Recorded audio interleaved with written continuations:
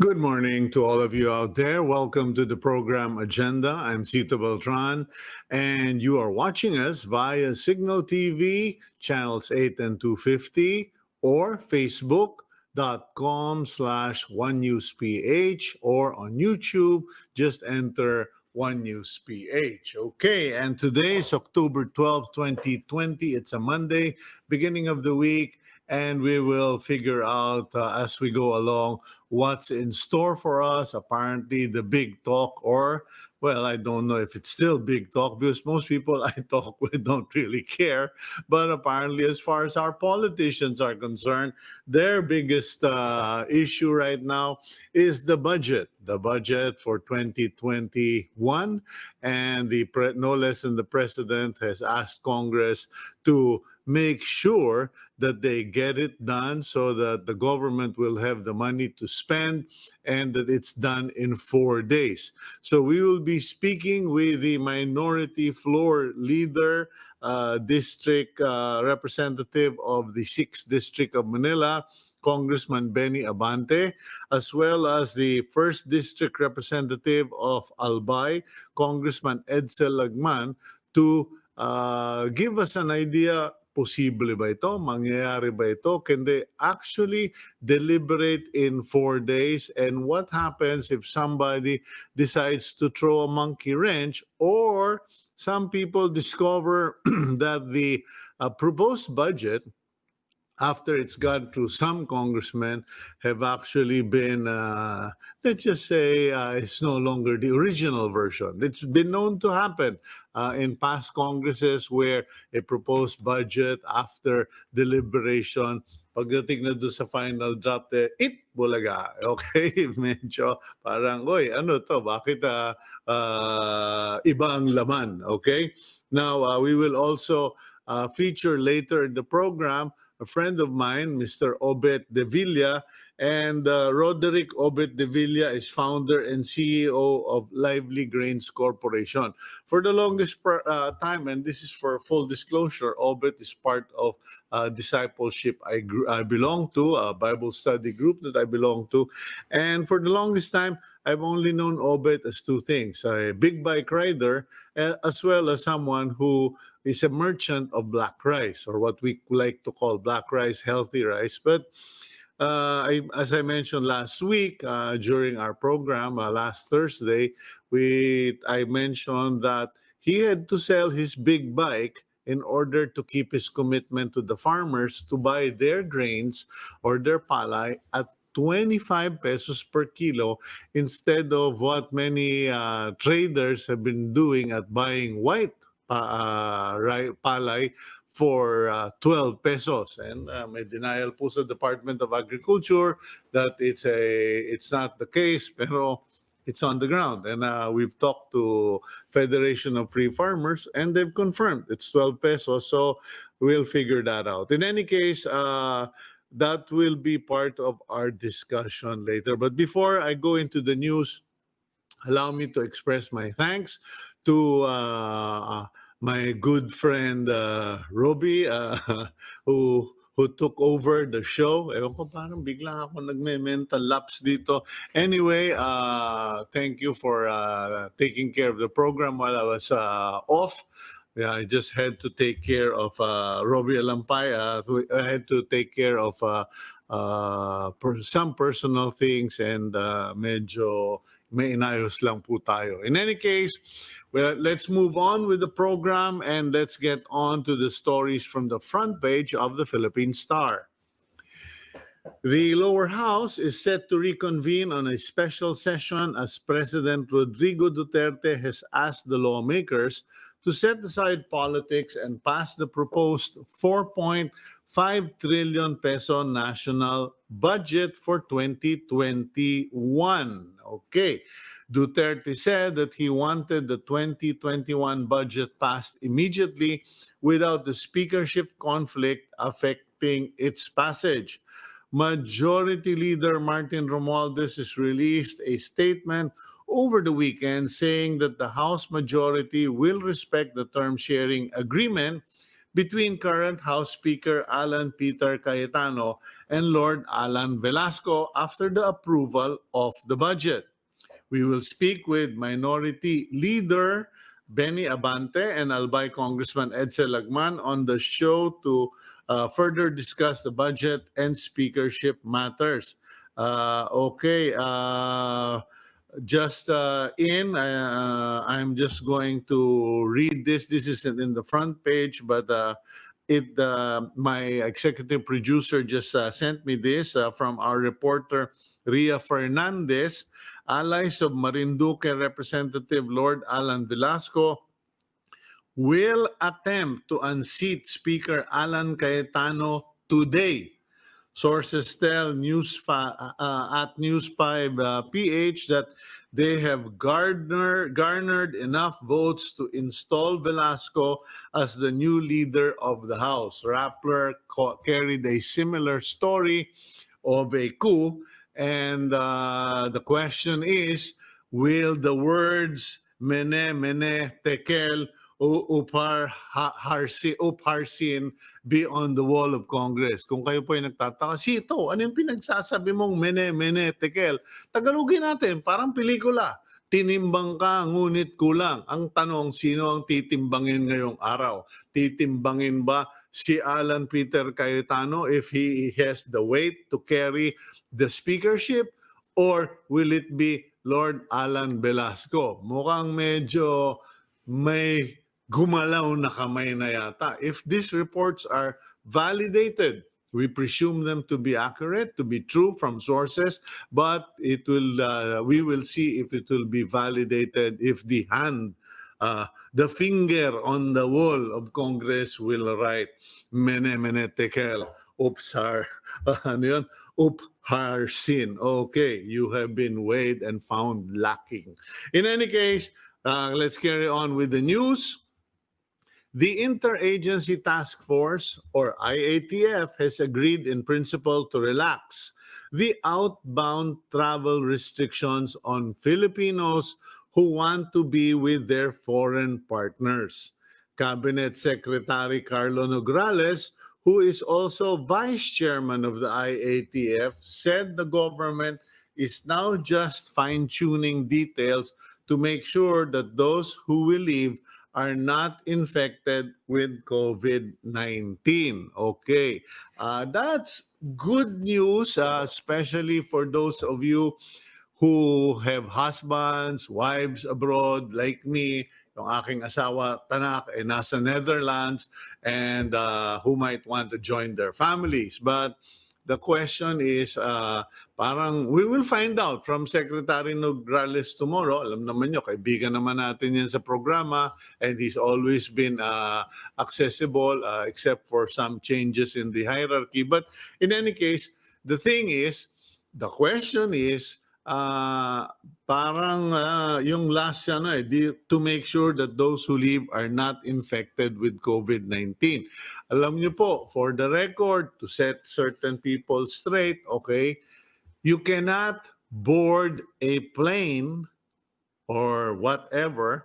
You cannot, plane in this case, you cannot board a commercial flight outbound of the Philippines to some foreign destination unless you have been tested, RT-PCR tested, okay, to 48 hours at the longest before the flight. So, kunyari, nag-schedule ka for Wednesday o Thursday, sometime today, dapat yung test result mo lumabas na. Actually, what happened with my wife is she was tested. She had to call Qatar immediately upon receiving the results. And when she sent them the results by email, they immediately scheduled her on the next available flight, which happened like less than 48 hours, okay? So, ayun po, no? So, yung requirement ng IATF, I just want to point out kasi kung minsan masyadong tumatagal at saka naiba na yung usapan. Ang usapan last week, if I remember correctly, or at the beginning of last week, it was for the foreigners to come into the Philippines. I even wrote about it in my column. Pero ngayon parang Filipinos leaving na, hindi na foreigners coming in. So I don't know what's going on. We'll find out from Secretary Nograles tomorrow, and we'll also find out what other developments are going on regarding this issue. In any case, third news for the day, the Commission on Audit has flagged the Information and Communications Technology or ICT contracts of state insurer PhilHealth. In its 2019 annual audit report, COA said PhilHealth has entered into 153 million pesos worth of ICT contracts that were not compliant with agency requirements and thus disadvantageous to government. Among the issues observed by the Audit Commission were outdated software, uninstalled hardware, and lack of trainings. Medyo too late the hero po itong balitang ito kasi 2019 yung report na pag-usapan na sa Congress na overhaul na yung PhilHealth. So medyo, again, that's the problem. I think nangyayari dito na una pa yung politiko makakuha ng inside information ng COA kesa sa yung publiko at media. I mean, you know, if the COA wants to flag and wants to reveal, they should just have their own press conferences and just reveal this. Because, I mean, it's public interest. Wala namang privacy dyan. Excuse me, government agencies ang sakop ninyo eh. In any case, and last but not the least, more rains are expected over most part of the country due to the southwest monsoon or hanging habagat. Anong hanging habag? Hangin habagat. And kanya po ako nagkakabulol-bulol dito. Pinagsama mo yung English sa Tagalog eh. Hanging habagat and two low pressure areas. One of these two LPAs may even develop into a tropical cyclone according to forecast. This LPA was spotted east of Surigao del Sur yesterday, while the other low pressure area was found southwest of Sinait town. Okay, yan po, no? Anyway, let's move on to our interviews today. Panel na, pagsasabayin ng aking executive producer yung ating mga i-interviewin kasi mukhang magkakagulo sa Congress. Let's bring in Representative Benny Abante and Congressman Edcel Lagman. Gentlemen, welcome to the program. Rumble Boogie. Morning, Brother Cito. Good morning, Congressman. Manong Edcel, good morning. Good morning, Cito. Good morning, Benny. Good morning, Edcel. Good morning.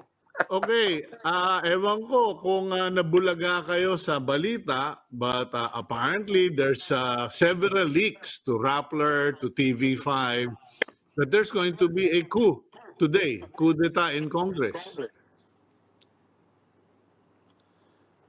Well, I don't know, pero hindi ko pa talaga nalalaman yung kuditang yan, although may mga rumors. I do not know what they will do with the kudita, no? And otherwise, talagang they have the numbers to do that.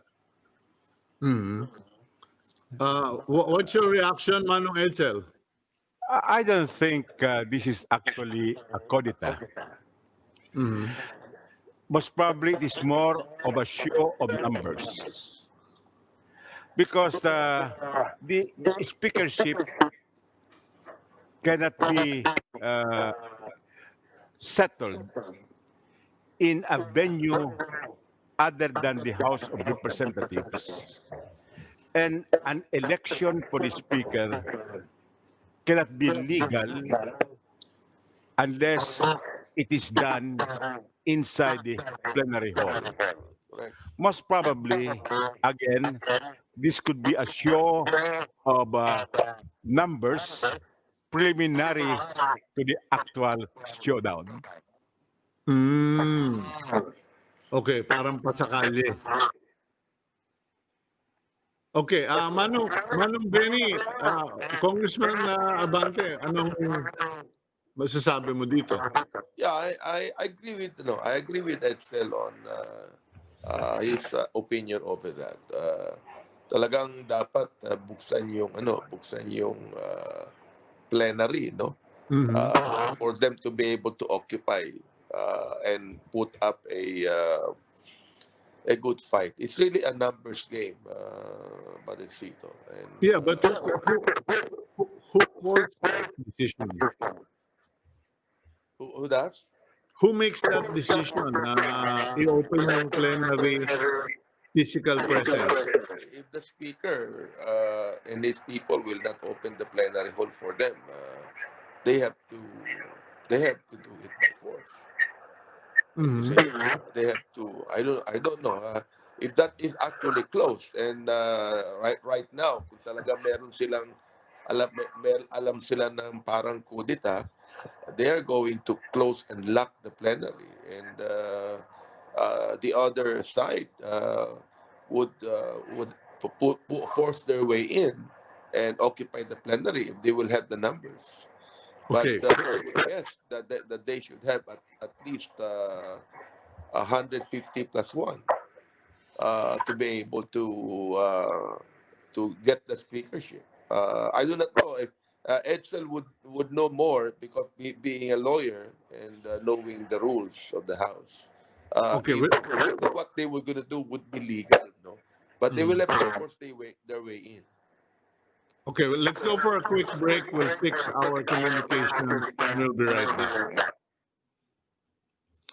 Okay, we're going to ask our team to fix the communications of our guest today. But just in case you came in late and are wondering what's going on, we've received information from our field correspondent, from our correspondent from TV5, Ria Fernandez, as well as a feed from Rappler, that supporters of Congressman Lord Allan Velasco will attempt to take the speakership away from Alan Peter Cayetano.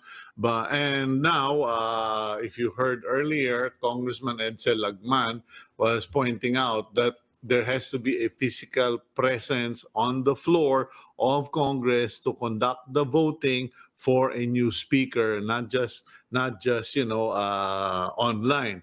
But according to Congressman Lagman, this may not be an actual coup, but a show of force. A show for whom is the question. Is it a show for Alan Peter Cayetano, Speaker Cayetano, to realize, oy, marami na sila, maybe I should respect the numbers? Or is it a show of numbers for President Duterte to convince the President na, boss, marami na kami, tulungan mo lang kami, kailangan namin ng superhero. Okay, we'll go for a quick break. We'll be right back.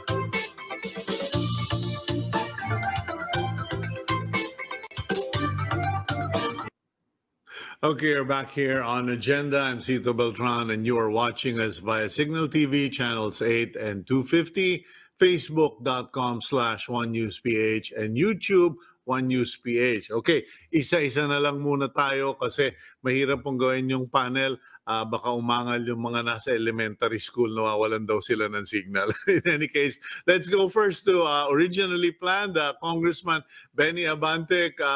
Manong Benny, good morning again. Cito, good morning again. Good morning. Okay, going me? back to, yeah, I can hear you loud and clear, including your parrot. I can hear you. Can you hear me? Hello. Okay, I can hear you loud and clear. Hello, Cito, can you hear me? Yes, I can hear you loud and clear. Okay, I think we are having some technical difficulties. Gab, maybe you guys can look into that. But in the meantime, let's give a background first to our viewers. Okay, from a report from TV5 reporter Ria Fernandez, Allies of Marinduque Representative Lord Allan Velasco will attempt to unseat Speaker Allan Peter Cayetano today. Sources tell News 5PH that they have garnered enough votes to install Velasco as the new House leader.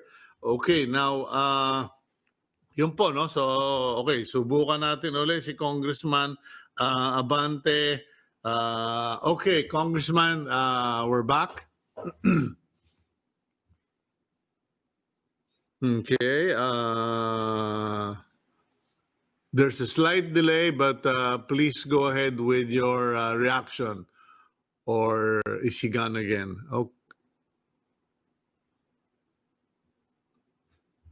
Okay, dokie, we have blackout and broadcasters rules. There can be no dead air. So baka mapagalitan ako ng aking mga naging professor sa UP Mascom. Guys, please try to figure that out. But in any case, yun po, no? Balita, sabi-sabi, meron daw magiging parang coup d'etat today sa Congress. Or may grupo na talagang umaabante na, ginagapang ng mapalitan si Speaker Cayetano ni incoming, supposedly, tagapagmana Lord Allan Velasco. In any case, we will monitor that. Pero alam niyo po, medyo yun yung mga, ang ganda ng mga dribble sa loob ng Congress eh. Dinidribble. Sabi nung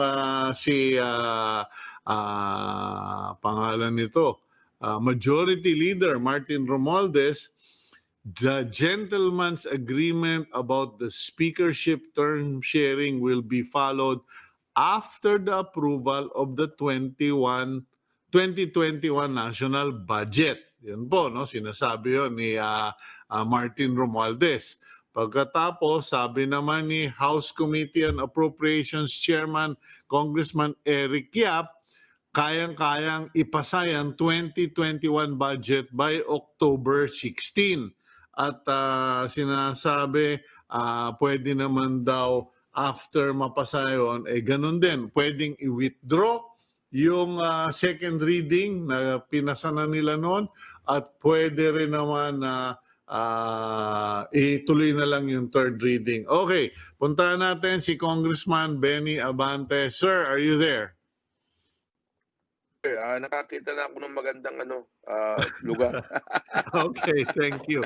Okay, Kong Benny, what do you make of all of this? Kanina, medyo meron na tayong pasakali, pero do you believe this is a serious attempt? And is it possible that somebody's hidden hand or influence is pushing it forward? Well, that would be quite serious because it concerns the budget. No, we have been saying that the president called for a special session this week, not for anything else, but for the budget to be approved, and for anyone to get another agenda on that would be self-serving. No, the budget is very, very important for us. Even kami sa minority, we welcome that development when the president called for a special session. Sabi namin, ba okay to kasi we feel that it was not enough when the leadership actually put us on recess. It's Mm. not enough time for us to be able to scrutinize the budget. So what we Okay. did was, uh, we did not anymore question the uh, the suspension of the session. Mhm. What we did is just go along with the current and put up our own deliberation in the minority block. In fact, we're going to have one today. We are calling some agencies like the SWD and the ENR. We are going to have our own budget deliberation because alam mo naman, sa minority, we are more on the advocacy thingy than anything Mhm. else. Okay, So, but oo.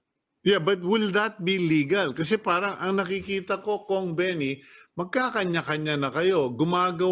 Everyone is creating their own solution that is not traditional or not standard. Kasi like this second session, biglang finast-track at sinabi ni Speaker, we will put up a super committee. And then kayo naman sa minority, you will now create your own committee, all to the purpose of deliberating on the budget. But hindi nila magsama-sama and do a deliberation as originally and traditionally done by past Congress. Well, we're going along with the decision of the majority to suspend the session. Mm. Although sa amin, I think that the minority bloc also has the right to be able to call its own deliberation on the budget, no? So that we Okay. will be able to know what's happening and later on go with the majority as far as approving it on third reading. You see? Kaya But nga hindi namin kine-question yung legality of what transpired. Ang kine-question namin, tapusin muna yung isang tabi muna yung political intramurals na yan. Let's get the budget to be done first. Okay. Assuming you do your own deliberation, which you claim you're entitled to or you're authorized, what if you find out that there are, let's not call it irregularity, let's just say that there are questionable budgets or appropriations being submitted? Paano na ngayon yun? How will you put a stop to or correct those errors or problems? Ang pinag-usapan namin, Badesito, is that we're going to open the deliberation to the public. In fact, we're inviting the media to Mhm. come in, no? Para malaman nila yung deliberation namin. Then afterwards, in every department, we are going to write down our own recommendations and Mhm. amendments and submit it to the leadership because they have also created a small committee to talk about the amendments and everything like this. So sabi namin, okay, we are going to record the proceedings and then put up our own recommendations and amendments and submit that to you. Yun ang gagawin namin.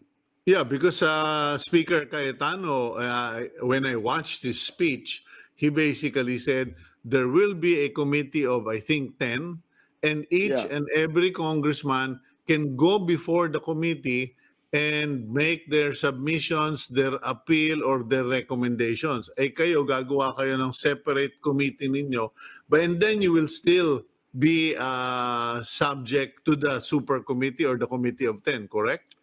In fact, Speaker Cayetano even said in the plenary that every congressman has the right to be able to go to the cabinet secretary and talk to the cabinet officials. So sa Yes. amin naman, hindi na namin ginawang isa-isa kami. Ginawa namin grupo na. The minority bloc actually going to the cabinet secretary and calling on them to deliberate on us. Mhm. So tapos sasabit namin doon sa small committee yung recommendation namin. Yun ang napagkasunduan namin. Just so kasi alam mo sabi ko nga mahirap manimbang sa members sa minority. You see that? Kasi Mhm. advocacy advocacy yung karamihan diyan. So sa amin whatever parochial concerns we have over and above that should be our own advocacy and things that we should be talking about. Yeah, I was going to ask that question because, okay, it's very practical, probably time saving for you to be a group uh, and interviewing or asking one department at a time. Kumbaga, no, hindi yung isa-isa.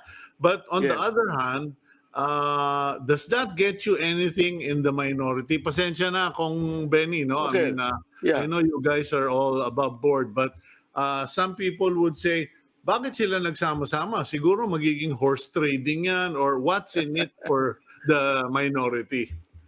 Well, walang sa amin we are just passive observers to what's happening in the majority. In fact, kung meron silang political intramurals diyan, wag kami isali. I mean, sa Mhm. minority gusto lang namin i-approve ang pro people budget because we're concerned more about our the situation of our nation today than any kind of political squabbling. Kaya sabi Mhm. namin, set aside muna yung politika na yan. Doon muna pag-usapan natin. So, ayaw nila mag-agree. So, anong ginawa namin? We put up our own deliberations. Total, kami naman, we have our own right. And this is not even, we never even thought of horse trading because away ng majority yan And let them fight it out. So kami, gagawin namin yung dapat namin gawin bilang minority. Mhm. Okay, now yung itong nangyayaring sabi-sabi, I'm just basically terming it that nagkakaroon ng numbers game, there will be an attempt to dislodge the speaker. Some people said that yung pagmamadali ng second reading was the speaker's attempt at telling Malacanang, here, I'm giving you your budget, now allow me to keep my speakership. Now, in this case naman, the Velasco camp are saying we have the numbers. They in turn could also say, if we don't get the speakership, no one can have the budget. What's your reaction? Is this a real scenario? Is this a probability? Or what do you think is going on? Listening to the chairman of the Committee on Appointments, Torres Zamora, who is also one of the experts, the veterans in Congress, said that Mm. in the 9th and 10th Congress, that even happened. They created a small committee. Mhm. Hindi ito bago. So sa amin, I mean, if they're all allies of the president, ah, yung gusto Mhm. manggulo diyan for change of leadership, sabi ko nga mahiya naman sila sa taong bayan. Mahiya sila Mhm. sa Pangulo ng Pilipinas na nakikiusap na. Isang tabi muna yan. Why, what is, Brother Cito, what is 16 days or what is 1 month just to be Mhm. able to approve the budget? At pagkatapos niyan, sige, di maglabanan na kayo sa majority kung sino magiging speaker. Okay, but the president only asked for 4 days special session. Yes. Is that enough to get the job done? Well, to us, it is actually not enough. To Mhm. us, no? Talagang to be true, to be true to our own senses. I mean, when it comes to deliberating on some departments, will it be enough for us to do that kahit na mag 12 hours kami? Pero the fact is this, that Congress, by sheer majority, already approved the budget for second reading. So, Mhm. ang mangyayari niyan, Balisito, all of the amendments, at ang gagawin na lang doon just imagine, no? Dalawang klaseng amendment yan institutional and personal. Just imagine if we're going to entertain the personal amendment of 299 congressmen.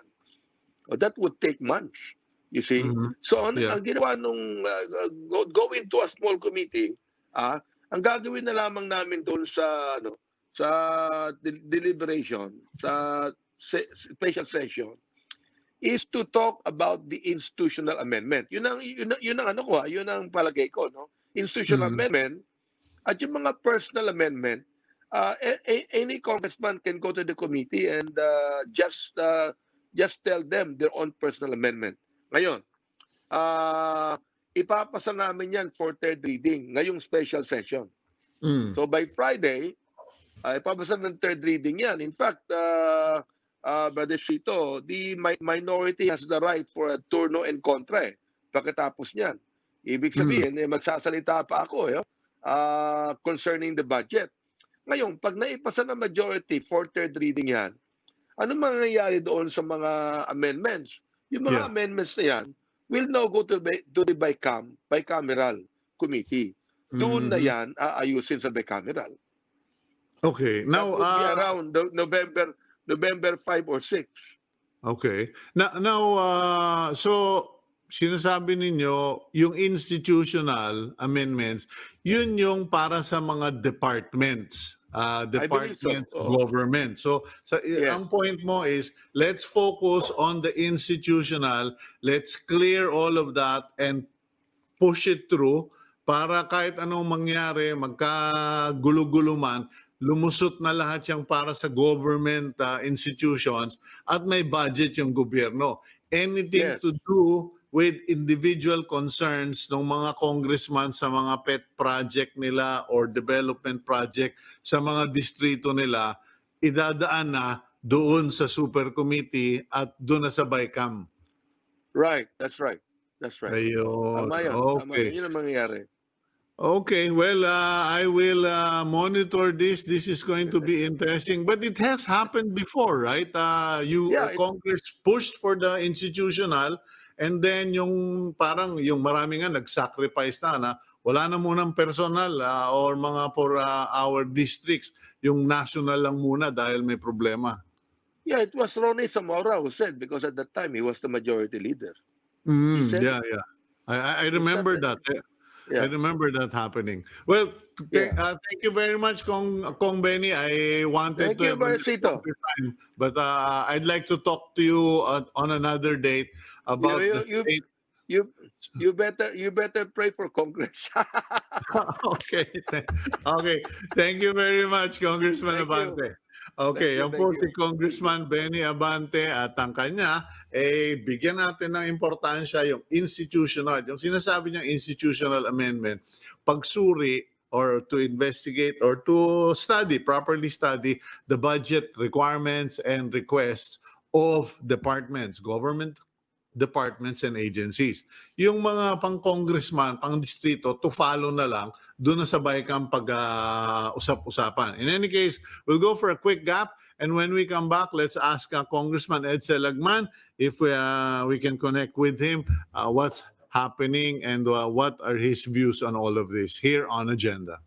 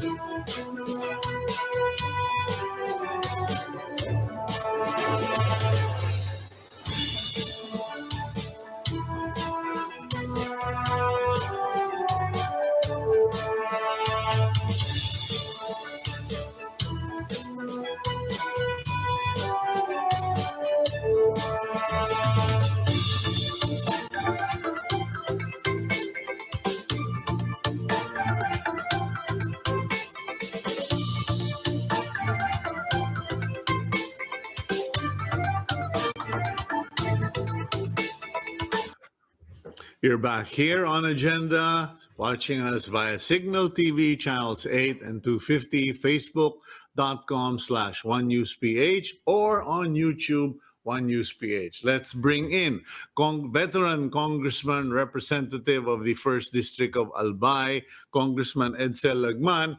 Kong Edcel, good morning again, sir. Good morning, Cito. Now, do we continue with the discussion on the leadership problem and then go to the budget situation? Well, So, well, so the- what I'd like to do is find out from you because I think you were quoted as saying 4 days, the special session requested by the president is not enough. And I think you are also quoted as saying that we should do away with the super committee of 10 members created by the majority for this purpose. Your call, Congressman. well, I made that statement urging for the amendment of the call of the president to add 4 more days starting from October 19 to 22 in order to allow the plenary in the House of Representatives to introduce and adopt committee as well as individual amendments before we approve the budget on second and third reading. Because Mhm. if the budget is already approved up to third reading and there are no amendments introduced, then that small committee will not have any relevance anymore because what would be printed would be the general appropriations bill as filed on first reading, which is virtually the president's national expenditure program. Mhm. So I was saying that with 4 more days, the amendments, both committee amendments and individual amendments, can be approved in plenary so that we could avoid the furtive conclave of a small panel, Mhm. which has been the tradition, but I think we should be able to abandon the tradition because there is no transparency there, and also because there are technical questions. Because if we approve on second reading the budget without the amendments, then proceed to third reading, definitely what will be approved on second and third reading it would be the general appropriations bill without any amendments there. And what would happen is any changes would have to be done in the bicameral conference committee. Okay, yeah. Congressman Abante earlier pointed out that if you listen to the individual amendments pushed by individual congressmen, that's 200 plus, you will not be able to do that. That alone is impossible in 4 days, not to mention the institutional amendments for the departments and agencies. Now, there he's suggesting na unahin na muna, let's concentrate on the institutional amendments or requests for budget. And then yung mga individual amendments, submit to the super committee of 10 and deliberate that in the BICAM. What's your reaction to that? That is a viable compromise, but Mhm. definitely even the institutional amendments should be introduced and approved in plenary. It cannot be Mhm. done in the furtive conclave of a small panel. Then Mhm. also, the submitted individual amendments, correct, that could be Mhm. settled and most probably taken up in the bicameral conference committee. But I am saying that we cannot approve the budget on second and third reading without first effecting the amendments. Otherwise, we are going to approve the national expenditure, the president's national expenditure program, which is copied verbatim in the general appropriations bill on first reading. Mhm. Okay, now you, me, Congressman Abante, and all the other. I'm just moderating here, but everyone has an idea of how it should be done. But you are a veteran. You've seen more than your fair share of this kind of deliberations and political gymnastics. What do you think will finally happen will the government get the 2021 budget in 4 days, or what will play out? Well, I think this budget will be approved before the end of the year, and we will be able to abort the reenactment of the 2020 budget because Mhm. these have adverse repercussions, especially on capital outlays as well as the build program of the government, which need to have appropriation cover. What will not be affected would be the recurring expenses of the government for personal services like salaries of government employees, as well as the uh, maintenance and other operating expenses, which are recurring as Mhm. services. But the MOE with a project component cannot be implemented without the new budget. And also, if this new budget, the 2021 budget, is to continue the government's response to the COVID-19 pandemic, then it is of urgency that this bill, this general appropriations bill must be enacted seasonably before the end of the year. Is it possible for the supermajority to simply pass the bill as it is all the way to third reading, and then simply say, oh, ang compromise natin, pagdating doon sa BICAM, doon na lang natin himay-himayin para lang maiksi ang oras and may bigay na kagad sa Senate, so Senate will have more time to deliberate and to have a bicameral deliberation? I think we cannot shortcut the proceedings that way, because Mhm. the call of the president for a special session already spelled out the agenda. And what is the agenda? Mm. Resume consideration of the deliberations uh, national on the national budget and approve it as soon as possible without delay. So any Mhm. approval should be preceded by deliberations on the budget, as well as the Okay. amendments. Mhm. Kasi ayaw mo naman natin na ipinas yung budget tapos i-question sa Senado or sa Supreme Court dahil hindi na-deliberate, etc. Is that what you're saying? That's correct. And there are many amendments which should be introduced. Like, for example, the Department of Agriculture is asking for a 42 billion increase in their budget in order that they could implement their priority programs. Then Mhm. there is also the need for the DSWD budget to be increased so that the social amelioration program can continue during the pandemic. Also, with the Department of Labor and Employment, they should continue the wage subsidies during the COVID-19 pandemic. And also, there is a need for for the House to amend the to increase or augment the budget of the Department of Health to increase the appropriation for the purchase of anti-COVID vaccines, which is now very limited to only vaccines for healthcare workers and senior citizens. That would not be enough. So there is really need to deliberate on the budget and consider the possible augmentation in certain departments. Also, the reduction of some appropriations in order to cover the increases. For example, we can look at the lump sums uh, as well as the MOE, which could have some fat there which can be excised.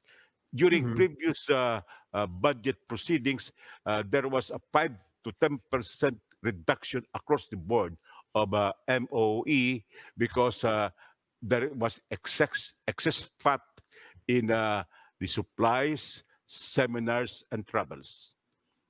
Yeah, okay. So again, it has to be checked, and wala bang sinubmit na priority program, like, I mean, listening to you, my thoughts are my priority would be DepEd for the children to have their tablets and teachers to have their load allowance for internet, and then also for DOH, etc. But wala bang sinabit na gano'n na, gentlemen, whatever else happens, this must not be touched?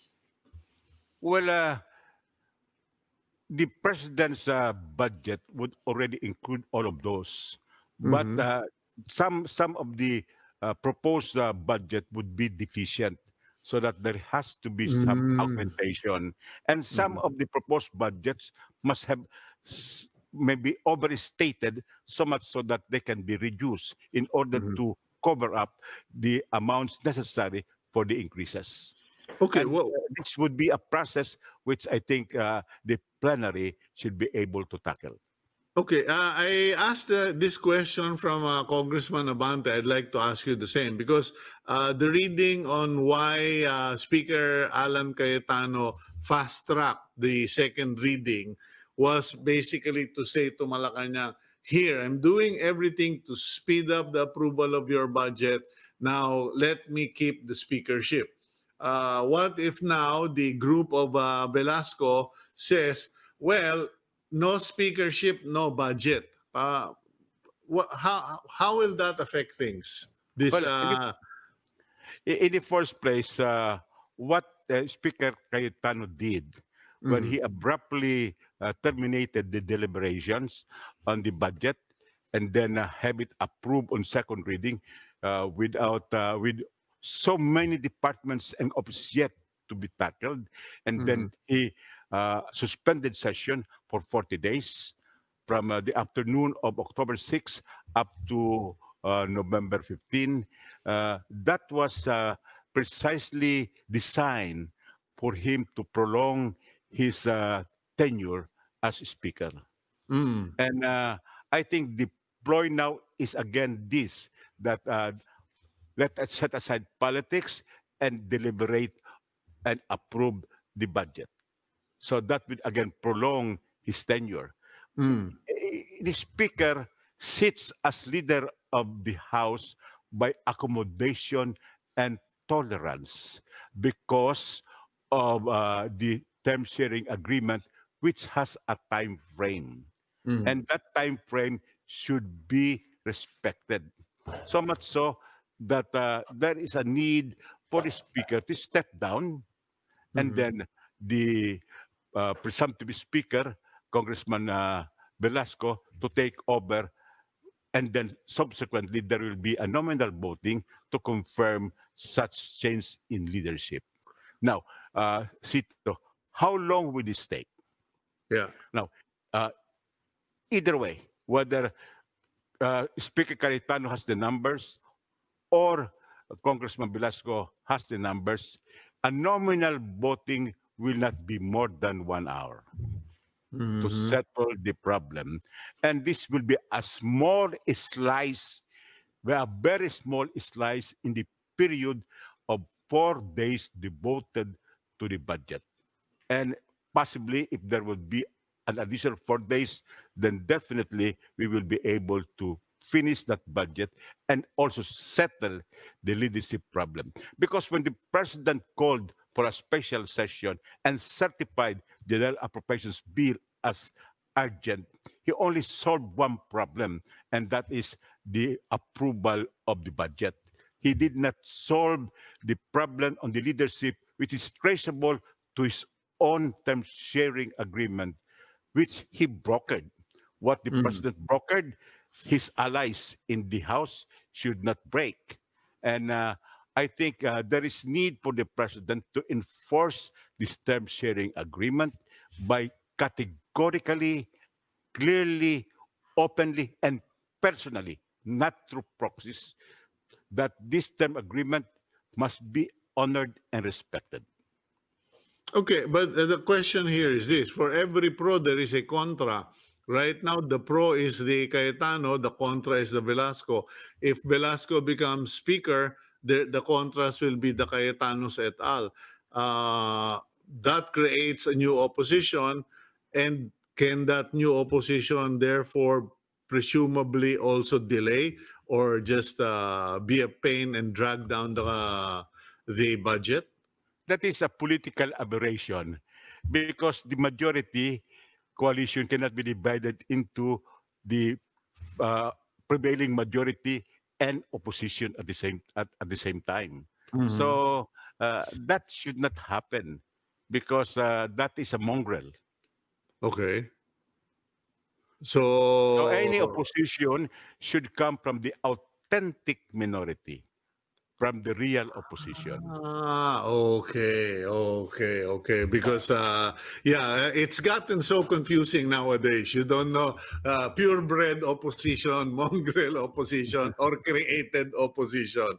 In any case, Congressman, with all of this happening, what's your forecast? Is something because you said earlier, kailangan magkaroon ng botohan sa plenary. That's correct. In Zito. physical. Eh parang papaano yun? Hindi- Ayaw nga na- nila, na- puro Zoom eh. Well, it's both physical and by Zoom, but the Mm, Zoom should be monitored so that members of the House will not be muted and mm, prevented from casting their vote. Because there are those who can attend physically, but there are those who would have to be on Zoom because of certain constraints. mhm, But let me just say this, Cito. The president spelled out the agenda of the special session, which is the resumption of the deliberations on the national budget and the approval of the general appropriations bill without further delay. And also, he coupled that with a certification that the uh, general appropriations bill should be urgently approved because of three reasons. There should be continuity in the operations of government. There should be a continuation of the COVID response. And number three, there should be efforts to support the national economic recovery. But mhm. having said that, I would submit that the call of the president for a special session did not restrict the House from exercising its power to change leadership. And as I've said, if the contending parties either would have the numbers, then this will take not more than 1 hour. A small slice in the fraction what is devoted to the budget. Okay, well, thank you very much, Congressman Edcel Lagman, and we will be watching everything that's going on, and it's going to be a very interesting lesson on political science today. Thank you very much. God bless So, you. Yes, sir. in the Senate, when there is a change of leadership, it all takes the presentation of a manifesto signed by the majority, absolute majority of the number of the senators. I hope this tradition can be implemented in the House once there is a manifesto signed by the absolute majority of the membership of the House, then that should settle the issue. But the problem really is the Senate has only 24 members, the House has 300 members. So there is some difficulty in that. But if we are gentlemen and we honor the commitment of our members as signified in the manifesto, then that should solve the problem. Okay, well, it all remains to be seen, and we thank you for joining us today, Congressman. Thank you, Cito, for this opportunity. Okay, that's Congressman Edcel Lagman, 1st District Representative of Albay. And ayan na po, niliwanag niya, it will only take 1 hour. And then all of this thing in the budget has to be deliberated because at the end of the day, totoo po yun, ano? May mga departments kasi na masyadong mahinhin, masyadong mabait sa kanilang mga submission kahit na kailangan nila ng pondo, eh nag-iingat sila kasi baka some people don't like rejection, some people don't feel that the department deserves it, but you know, like DepEd for instance, I've been pushing that DepEd has to be more aggressive, has to be more public about its needs and this need of our students, because that's the future of this country.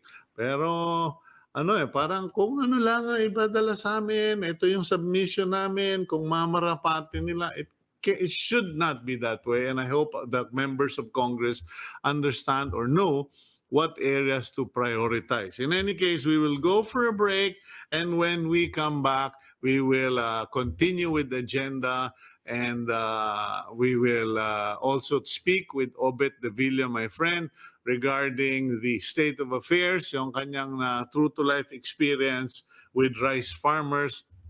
This is not just about rice, ladies and gentlemen, or this is not about a person, but rather it is the sequence of events that happen that is a lesson for many of us. Sabi nga ni Congressman Lagman, kung sana lang may word of honor, palabra de honor, madaling masolve ang problema. Obet's experience is palabra de honor, which he and I and many of us from Every Nation Victory Christian Fellowship have been trained that your word is your bond. So stand by, stay tuned, and we'll talk about that when we return.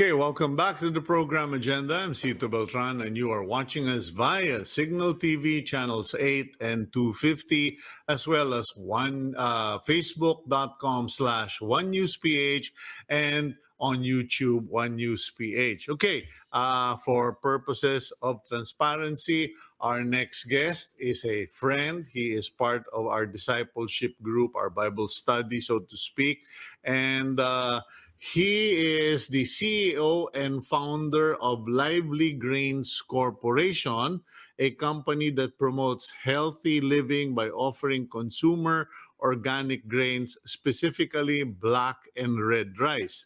Together with his daughter and best friend who is a marketing practitioner, they conceptualized the business model and set up Lively Grains Corporation.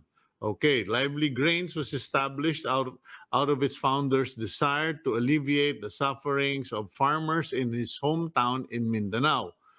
Growing up as a farmer himself, he left farming because of hopelessness due to farmers can barely feed themselves despite the hard work and sacrifices they put up with. Returning to his hometown after 25 years, the situation of farmers continued to worsen, so he vowed to help them in any way we can. Anyway, kaysa sa basahin ko, interviewin na po natin itong kaibigan kong si Roderick de Villa. Obet, good morning to you, bro. Good morning, Cito. Good morning. Okay, Obet, as you recall, kanya ko lang naman naisip na ilagay ka sa TV was because of yung kinuwento mo last week or a week ago, wherein actually hindi ko nga nakuha yung buo, nasagap ko lang, binenta mo yung big bike mo. Nagtaka ako, sabi ko, biker ito, ba't nagbenta ng bike itong si Obet? And it was because of your obligation to rice farmers. Umpisaan nga natin, biker ka, ano ba yung motor mo? I have a adventure bike, Ducati Multistrada. Mhm. And that one, kumbaga, pinaghirapan ko siyang mabili, hinugulog-hulugan ko. But sometimes, we have to honor our word. So, so happen na nag-commit kasi ako sa mga farmers na bibilhin namin yung mga produce nila. At the same time, before pa mag-harvest, we will provide them with the finances para pang-gastos nila sa pag-produce ng organic black rice. For some reason, hindi natuloy yung mga ini-expect ko na funds. And just to keep my words, I sold my bike just to provide yung pinramis ko na fund para sa kanila. Kasi because of COVID-19 and because of everything that's happened to the economy, maraming mga taong nag-pull out, hindi na sumama sa'yo sa investment, or may mga iba kang business na humina rin. You're also in trucking, right? Yes, ito. I'm into trucking and isa rin sa mga naapektuhan ng pandemic because hindi ako pagbiyahe. Okay. Ngayon, matanong ko lang, kasi sinabi mo may commitment ka dun sa mga farmers. Ano ba yung commitment mo sa kanila? Tapos ano yung, so may commitment ka para matupad mo yung pangako mo or to keep your bond, your word, you sold your big bike. What was the commitment? Just like sa sinabi ko, we commit na we provide them with some financial help from land preparation hanggang madala sa marketplace. And with that, certain amount, let's say for 1 hectare, we committed na mag-provide, let's say 10,000 to 20,000 pesos para i-finance yung pag-produce ng organic black rice. Okay? And with that, we are helping them kasi alam mo naman farmers financially hirap talaga sila i-survive. Okay? And I also work with this one big cooperative in Mindanao. Ang advocacy nila is also to produce organic products. And nakapag-commit nga ako sa kanila na I will provide them with some help para bilhin yung mga produce ng mga member farmers nila. So happen kasi na may mga nag-commit sa kanila na bibilhin and hindi naman natutupad. Sabi ko, with our advocacy, that is to help farmers. Ayoko naman kasi na maging guys mo lang yun na you want to help farmers but yun nga, you want to help exploiting them. During the time, yun nga, bagsakan na yung presyo ng palay and we happen na in-offer na sa akin kahit mura. Sobrang mura na yung palay na pinroduce nila. But because we want to live with our adhere sa advocacy namin, which is to uplift the life of farmers, inayawan ko yung presyo. Kung ano yung, alba, in-offer nila sa akin 17 pesos. No, sabi ko, I won't buy that at 17 pesos. Bibilhin ko yan, okay, sa price na alam ko makakatulong sa inyo, which is 25 pesos. Kasi yun ang usapan ninyo. So original, ang bilihan 25. Yes. Okay. Now, many people will say, ano ka ba naman, Obet? Sila na mismo yung nagkukusa. Sila na yung nagsasabing 70 na lang, Kuya Obet, para lang masiguro namin na may bibili. What led you to, to say, hindi, sinabi ko 25, paninindigan ko 25. Yes, just like sinabi mo kanina, Kuya Cito, yung isa sa mga foundation na tinuturo sa atin sa every nation is yung uphold mo yung word mo. As the Bible says sa Proverbs 22:1 that a good name is to be chosen rather than gold and silver. Diba? Mm-hmm. So I want to adhere with that words then. And kung baka makita, farmers are one of the most exploited sector ng society natin. And maraming promises, marami ng mga pangako na binigay sa kanila. But I even encounter, nung nag-start kami na there's this group, pinangakuan sila na bibili yung product nila, mag-produce sila. But nung harvest time na, binarat na sila. And we don't want to go into that road. Okay? So kung ano yung words na binitawan namin, we are here to help uplift the life of the farmer. So we'll stand with that advocacy, whatever happens. Okay, but I'm sure you received comments kasi siyempre ang mga partner natin sa negosyo, yung asawa natin, mga anak natin, o yung mga partner yung best friend mo, partner mo rin dyan. Yes. Anong naging reaction nila dito sa, your word is your bond position mo? From the start kasi, we made it clear kung ano advocacy namin. And we stand and fall with that advocacy. And we have also may mga araw na kami mga resellers, mga hubs, when we told them about the situation, they are so proud of the company and the management because the reason why nag-join din sila dito sa company is because of the advocacy na pinupush namin.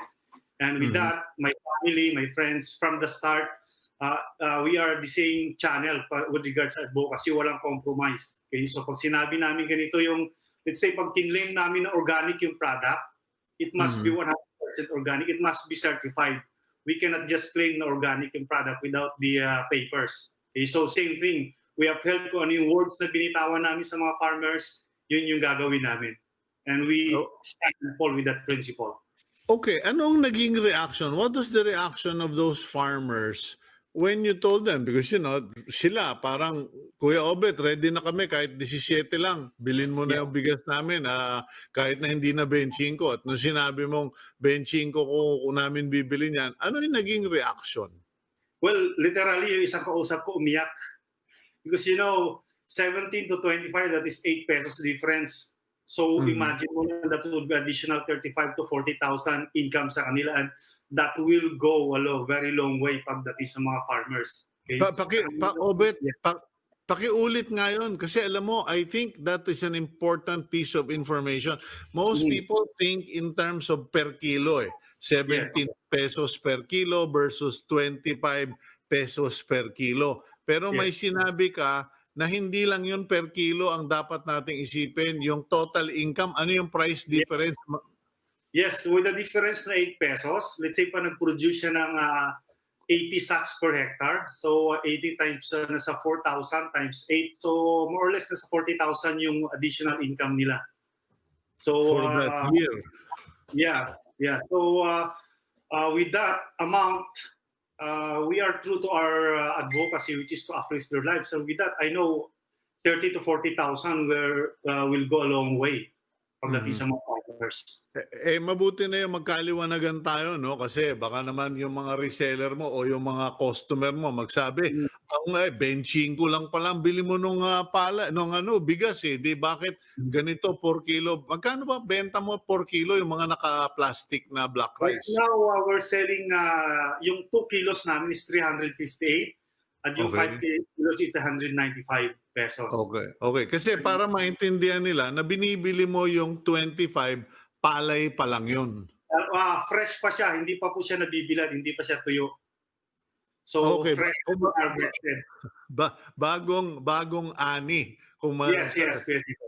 Okay. Tapos, papagpagin pa yon. Pagkatapos, ibibilad pa yon. siya. So, ibibilad and we are taking the risk din, just like sa panahon ngayon, tag-ulan. So, may tendency na masira yung palay dahil nga pag inabutan ng ulan, we don't have facilities yet, yung mga drying facilities. So, ginagamit is solar dryer pa rin. So, pag inabutan ng ulan, may tendency na masira. But yun nga, ayun kasi isa sa mga problema din ng mga farmers is kung paano i-dry yung mga products nila. And kumbaga we want to take away yung worry pa nila dyan and we will take the risk na bibili namin ng fresh, hindi kami na magbibilad. At saka kasi ang organic, the organic method, walang fertilizer, walang chemicals, etc. Ang ibig sabihin yan, susceptible yan sa mga piste, sa mga kung ano-anong insekto, at kadalasan mas konti ang ani ng organic, tama ba? Yes. Mas mga 1 hectare is around 60 to 80 sacks lang. Wherein pag mga conventional rice, pag-alaga sa mga fertilizer, it can go up to 150 to 200 depende sa quality ng lupa. And that's why we are very strict din pagdating sa pag-alaga ng bigas na kasi prone siya sa mga bukbok. Yung akin nga isang supot nilalagay ko sa freezer para masigurong walang bukbok, patay kayong lahat. In any case, okay, so your products are organic, they are raised by non-commercial farmers sa Mindanao. Saan parte ba ng Mindanao yung mga farmers nyo? It's in South and North Cotabato. Kung saan pa talaga naging conflict area in the past year. So talagang tinutulungan nyo makabangon yung mga magsasaka doon. Yes. And we're working with farmers group and cooperatives and mga individual farmers din. Okay, so from you buy them fresh all the way from North and South Cotabato, you dry them, you process them, you bag them. Saan ang bagging? Doon na rin sa Cotabato ang bagging.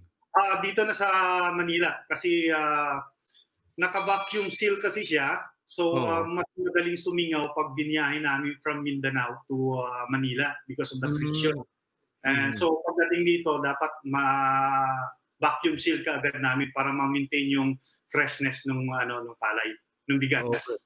So malayo-layo ang biyahe, mahaba ang proseso. So para at least, the reason hinihimay ko ito, para maintindihan ng mga viewers natin, hindi lang yung their word is your bond, your word is your bond. They have to also understand the mechanisms, the complexity of organic farming and organic products. Yes. Okay, matanong ko lang, paano yung mga gustong sumuporta dyan sa, ano ba yung company mo? Lively Grains Corporation. Saan ba nila makukuha yung black rice and red rice mo? Yeah, mayroon kaming mga hubs na tinatawag o partners sa different location. And still now we're inviting those who are interested na, kumbaga, actually Kuya Cito, ang advocacy namin is first to uplift yung lives ng mga farmers through organic farming and also nourish the help nurture the environment through organic farming. And during this pandemic, nagkaroon kami ng bagong advocacy. As you would know, yung original business model ng Lively Grains is to sell sa mga high-end na hotels, resorts, restaurants, and sa mga groceries. But with the pandemic, maraming nawala ng trabaho, marami yung na-shorten yung working time nila. So to Naku. help yung mga farmers natin. Okay. Ngayon, Yung mga those na wala ng trabaho. So we change the business model from business to business. okay. Okay na ba? Sorry na wala yung signal. Okay, so kung gusto nilang mag-enlist as a reseller o gustong bumili ng black rice mo or red rice mo to support your advocacy, where do they go? Yeah. They can go visit our website, www.livelygrains.com, or check nila sa Facebook page namin, which is Lively Grains. And also we have different hubs na may mga online market din. Hanapin nyo lang po yung brand na Life Grains. Malaki na po yung online presence natin ngayon. So, Okay. yun po kaya Cito. Well, thank you very much, Obet, and I just want to commend you for making a sacrifice just to keep your commitment. Medyo malaki-laking kawalaan sa iyo yung Ducati mo, adventure Yes. bike. Pero the Lord is faithful and the Lord is not blind. He will restore to you what you gave up for others. Thank you very much, and Thank you very stay much, strong. Cito. Thank you, Okay. thank you. God bless. Okay, yan po mga kaibigan, si Roderick de Villa ng Lively Grains group, and you can look them up on Facebook and on the internet. They have a website, www.livelygrains, whatever. Check nyo na lang, no? At ako hindi masyadong techie. In any case, I just want to leave you with that word that even Congressman Edcel Lagman said. If we were only all gentlemen and men of our word and men of honor, we would have less complications in life. And in the case of Obet and Lively Grains, they did something even more. He sacrificed his own joy, which was a motorcycle, to keep his word and to help out people. At hindi po ito kilo-kilo ang usapan. Nakita nyo naman na sa presyong, diferensyang konting pera, ay libo-libo ang mawawala sa magsasaka. Please continue to pray. Please reflect on your word of honor. May God bless you. Have a good day. I'm Cito Beltran, and that's today's agenda.